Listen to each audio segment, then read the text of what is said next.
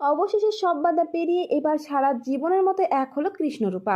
তাদের বিয়েটা শেষ পর্যন্ত ভালোভাবেই সম্পূর্ণ হলো।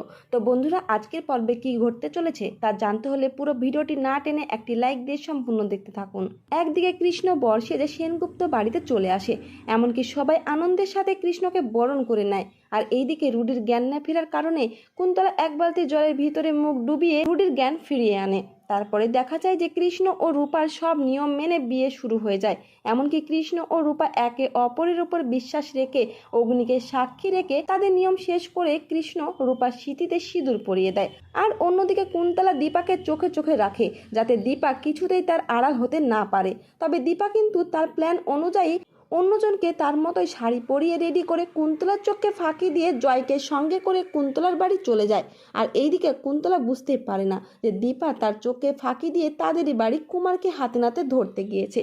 তো বন্ধুরা, ভিডিওটি এই পর্যন্তই। আর পরবর্তী আপডেট সবার আগে পেতে অবশ্যই চ্যানেলটিকে সাবস্ক্রাইব করে রাখবেন।